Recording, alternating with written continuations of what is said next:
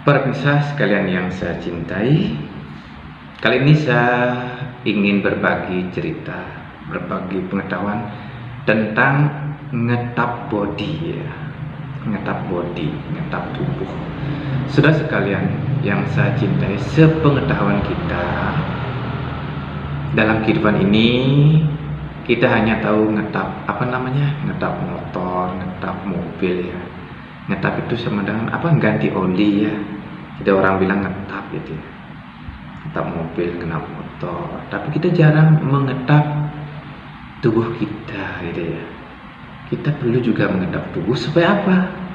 Supaya kita menjadi lebih sehat, lebih bersemangat, seperti motor 4 langkah itu yang habis ditap diganti olehnya kan larinya agak kenceng gitu ya. Itu juga tubuh kita, body kita, kalau kita tap ya minimal sebulan sekali, seperti motor ini sebulan sekali, sehabis ngetap body, ngetap tubuh, gerakan tubuh kita menjadi kenceng gitu ya, lebih gesit lah gitu. Kalau kita tidak pernah ngetap body, ngetap tubuh, akan sama seperti motor yang tidak pernah ditap ya. Nah, jadinya apa? Cepat panas ya, mesin cepat panas, gitu juga kita cepat emosi, cepat panas, bisa gerah, selalu gerah kita punya badan.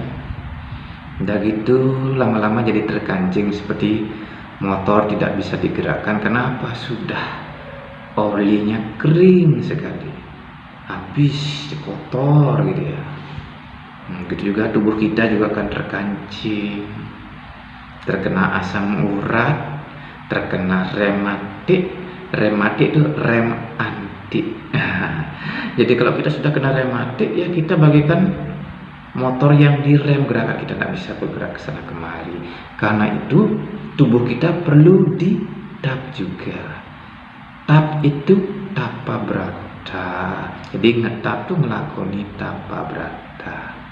Ngelakoni tapa brata artinya puasa. Tapa itu berpuasa yang paling singkatnya. Laku puasa kosong perut. Nah itu berata berpantang, tidak makan, tidak minum, kan kayak begitu. Nah seperti kita ngetap motor kan dikosong itu ya, perutnya motor dikosong itu dengan cara olinya buat dari oli itu dibuka, keluar kosong. Itu juga pada saat kita melakukan tapa brata dengan laku puasa mengosongi perut, maka segala kotoran-kotoran dalam tubuh akan keluar ya, keluar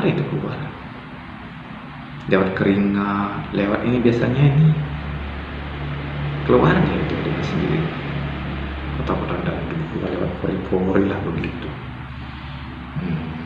Nah bersama dengan itu harus dimasukkan oli baru, oli ojo lali ibadah.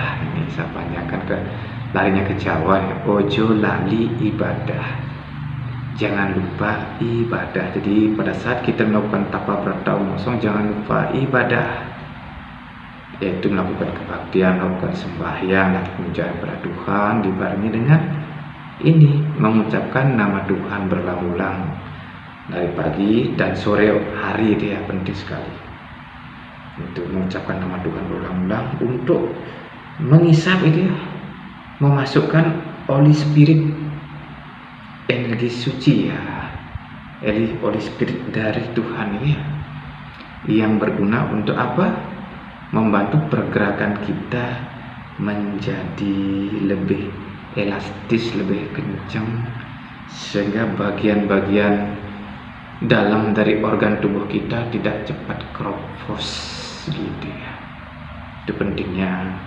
Nah bersama dengan itu, kalau kita mengosongi perut, kita ketahui kondisi keasaman tubuh kita itu akan dikurangi, sehingga kita tidak terkena penyakit asam urat.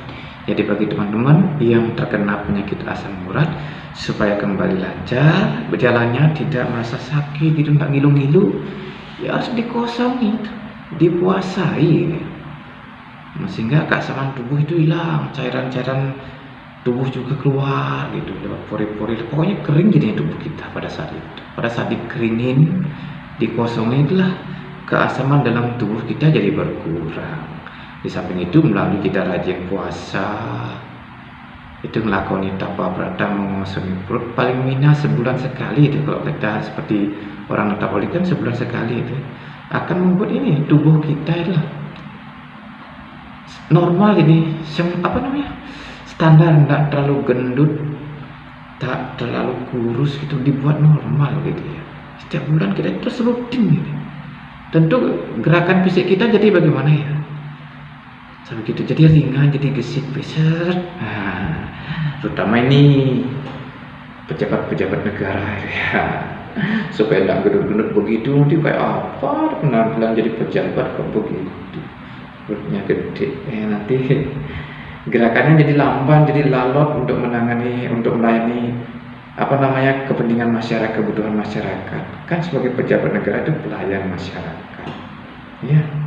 Kalau perutnya gede, gerakan lamban, ya bagaimana mau melayani masyarakat dengan baik ya. Karena itu perlu ngetap sebulan sekali, lowongkan waktu. Kan ada hari libur kok, jadi pegawai negeri itu hari Minggu, hari libur. Rutinitas jadi setiap bulan sekali itu menjaga fisik standar, tidak sampai obesitas, kegemukan kayak begitu.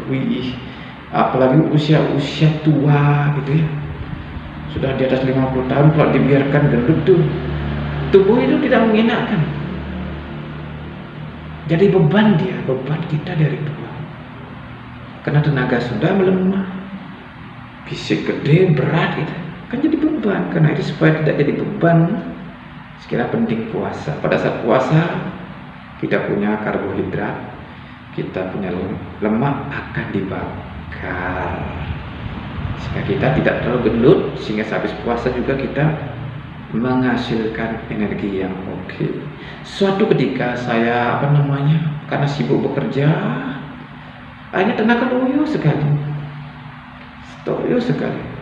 makan ini tidak menghasilkan, makan ini tidak hasilkan. Akhirnya jalan-jalan terakhir saya puasa 1 hari, tidak banyak-banyak kok, 1 hari aja. Puasa seperti umat Islam, pagi sahur, buka sore kan gitu. Puasa kita orang duniawi kok, orang penuh kesibukan duniawi. Dengan cara itu sehabis puasa 1 hari saya korbankan, tapi saya berusaha tidak bekerja, hanya tidur gitu aja, geledak-geledakan di rumah. Ingat sore ibadah, hening sampai bersikirnya diperbanyak, kalau bisa sampai 5 putaran tasbih, kalau lebih makin baik, semampu-mampunya. Jam 6 sore itu sebelum buka puasa lakukan dulu itu baru makan. Dan nanti kalau jam 9 atau jam 10 bisa ditambahin lagi. Habis itu tenaganya bangkit kembali, ringan kita punya fisik gitu. Kalau kita tekun ngetap. Nah, kalau biasanya saya mau akan kerja turun sawah supaya badan ringan, terus saya biasa ngambil puasa ya sampai 3 hari, bisa 1 minggu gitu, berturut-turut. Tapi puasa Islam pagi sahur, bukit sorenya buka gitu. Dengan cara begitu badan jadi ringan. Otomatis kalau namanya habis puasa kan tidak bisa langsung kerja berat ya, santai-santai lah sampai 2 hari gitu. Nah, akhirnya fisik kembali ringan, kembali prima, dia ringan dia gitu. Banyak lemak-lemak yang menumpuk, karbohidrat yang menumpuk yang berlebihan dibakar juga. Karena pada saat kita puasa, api kehidupan kita, api rohani, api atma itu membara, dia menyala. Nah, itulah api itu yang membakar. Kita punya karbohidrat, kita punya lemak, sehingga fisiknya tidak terlalu gendut, tidak terlalu kurus, dan hidup jadi lebih bertenaga dan jadi lebih gesit. Gerakannya seperti motor yang sehabis ngetap oli kan begitu. Jadi oli ojo lali ibadah. Bisa juga diterjemahkan oli itu ojo lali iuran. Nah, bagi orang yang bisnis, supaya bisnisnya lancar, ojo lali iuran. Iuran terutama pada yang dianjurkan oleh kitab suci, pada orang-orang yang tidak mampu, orang tua, pada anak yatim piatu, dan pada orang-orang yang menyebarkan pengetahuan suci ke sana. Kita melakukan memberikan iuran atau berdharma atau bersedekah supaya apa namanya, mendapat pahala itu juga akan melancarkan perekonomian kita. Kalau kita tidak pernah apa namanya bersedekah, tidak pernah iuran, ibarat apa namanya motor tidak ada olinya, tidak ada bensinnya kan gitu, jadinya kurang bagus pergerakan itu, juga bisnis kita, usaha kita jadi kurang lancar, bisa seret nanti. Nah, itu sekilas info dari saya dari channel Nak Tani, channelnya Anak Tani ya, anak tani, karena saya anak petani.